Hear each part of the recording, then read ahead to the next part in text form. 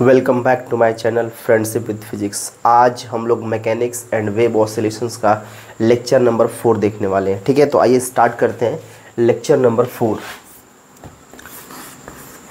Lecture जो आपका होने वाला है 4 पढ़ने वाले हम लोग। आज हम पढ़ने वाले हैं कि इनर्शियल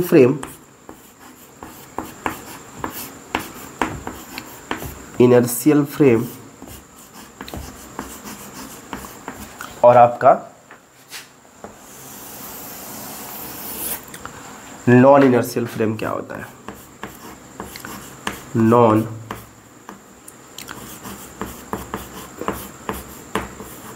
इनर्शियल फ्रेम, दोनों के बीच में डिफरेंस समझने वाले हैं कि इनर्शियल फ्रेम जो हमारा है ये क्या है और जो आपका नॉन इनर्शियल फ्रेम है ये क्या होने वाला है। तो काफ़ी इम्पोर्टेंट क्वेश्चन है, हर साल बीएससी फर्स्ट सेमेस्टर्स में आ ही जाता है कि इनर्शियल फ्रेम क्या होता है और नॉन इनर्शियल फ्रेम क्या होता है। तो आइए समझते हैं इनर्शियल फ्रेम क्या होता है। जैसे अगर बोले inertial frame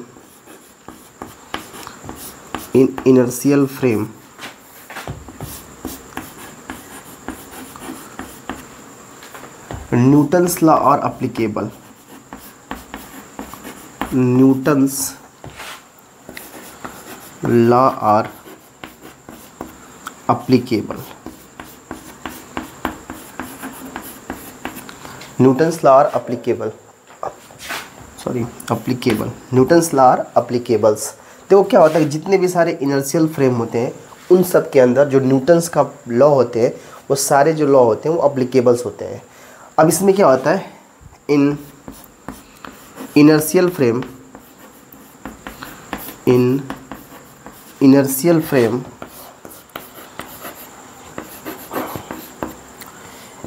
a equal to 0। जो ऑसिलेशन होता है इनका 0 होता है, या आप कह सकते हो जो ऑसिलेशन होता है वो कांस्टेंट होता है।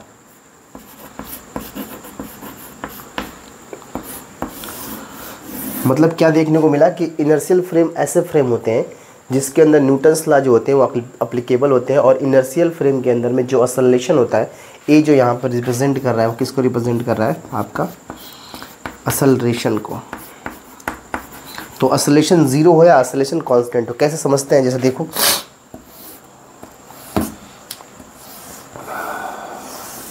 जैसे मान लीजिए ये एक गाड़ी है और इस गाड़ी में एक पेंडुलम आपने लटका दिया है ऐसे करके, ठीक है। ये पेंडुलम ऐसे लटका हुआ है। तो जब ये गाड़ी चल रही होगी ना स्पीड से किसी भी, तो एक कांस्टेंट स्पीड के साथ चलेगी। अगर v की वैल्यू जो होगी, अगर इस केस में अगर ये कांस्टेंट होगा तो इस वाले पेंडुलम पे कोई असर पड़ने वाला नहीं है। तो अगर पेंडुलम असर नहीं पड़ेगा पेंडुलम पे, तो इसका मतलब ये होगा कि पेंडुलम में कोई मोमेंटम नहीं आने वाला है। मतलब ये हिले डुलेगा नहीं, क्योंकि जैसे कि न्यूटन्स का पहला नियम क्या कहता है, न्यूटन्स अगर कोई बॉडी रेस्ट में तो रेस्ट में ही रहेगी, अगर कोई बॉडी मोशन कर रही है तो मोशन करती रहेगी जब तक बाहर से कोई एक्सटर्नल फोर्स अप्लाइड ना कर दे। तो इसमें बाहर से इसके ऊपर कोई फोर्स नहीं लग रहा है। तो वेलोसिटी अगर कांस्टेंट होगी तो ये जो गाड़ी होगी ऐसे आगे करके बढ़ेगी। तो इस पेंडुलम पे जो हमारा ये पेंडुलम है इसके ऊपर कोई फ़र्क नहीं पड़ने वाला। इसका मतलब अगर ऐसी स्थिति है तो ये कैसा फ्रेम होगा, जो ये फ्रेम हमने कंसीडर किया है ये फ्रेम आपका कैसा होगा, इनर्शियल फ्रेम होगा। अब इसी तरह आते हैं नॉन इनर्शियल फ्रेम के अंदर क्या होता है। तो समझ में आ रहा है कि in non inertial frame, in non inertial frame Newton's law are not applicable.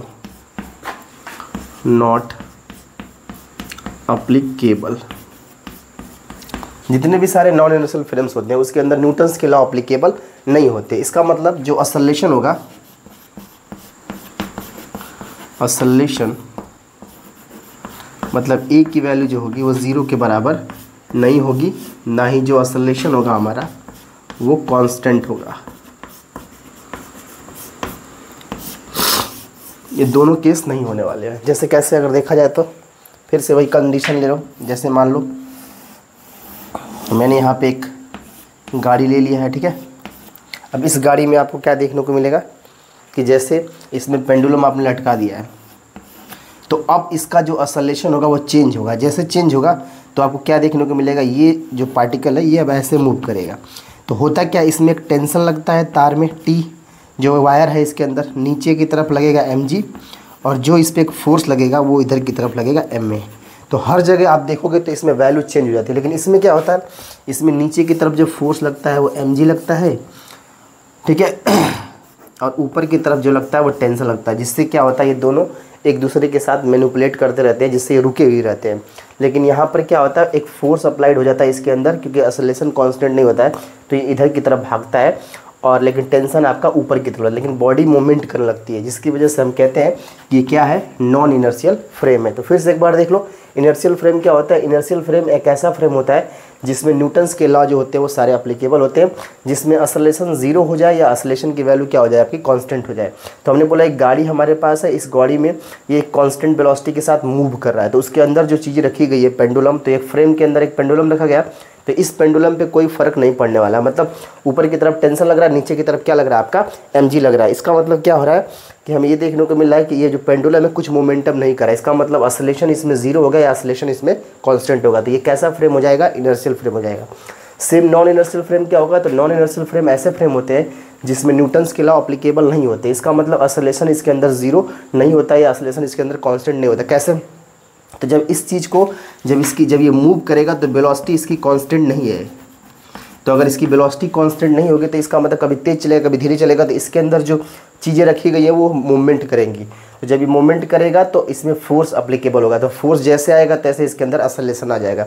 तो जब असलेशन आएगा तो असलेशन जीरो होगा नहीं, ना तो कांस्टेंट होगा। इसका मतलब ये जो फ्रेम हमने बनाया हुआ है ये फ्रेम कैसा हो जाएगा, आपका नॉन इनर्शियल फ्रेम हो जाएगा। तो कभी कभी पूछ लेता है क्वेश्चन यहाँ पर कि जो अर्थ होता है वो कैसा फ्रेम होता है। तो जो आपका अर्थ होता है, earth is a non inertial frame, non inertial frame. क्यों ऐसा होता है, अर्थ जो होता है वो नॉन इनर्शियल फ्रेम होता है, इसलिए होता है कि जैसे देखो ये आपका सूरज है, ठीक है, और सूरज की तरफ यहाँ पर अर्थ है। तो जब ये घूमता है ना किसी भी वेलोसिटी के साथ, तो वेलोसिटी इसकी कांस्टेंट नहीं होती है। कभी यहाँ तेज़ हो जाएगी तो कभी यहाँ धीरे हो जाएगी, कभी यहाँ तेज़ हो जाएगी तो कभी यहाँ धीरे हो जाएगी, जिसकी वजह से वेलोसिटी इसकी कांस्टेंट होती नहीं है। तो वेलोसिटी इसमें क्या होता है, वेलोसिटी इसकी कांस्टेंट नहीं होती है। तो इसका मतलब ये होगा कि असलेशन इसके अंदर ना ज़ीरो होगा ना असलेशन इसके अंदर आपका कांस्टेंट होगा। तो जिसकी वजह से आप कह सकते हो ये कंडीशन सेटिस्फाइड कर रहा है कि इसको नॉन इनर्शियल फ्रेम को। तो इसका मतलब जो अर्थ होता है वो कैसा फ्रेम होता है, आपका नॉन इनर्शियल फ्रेम होता है। ठीक है, थैंक यू।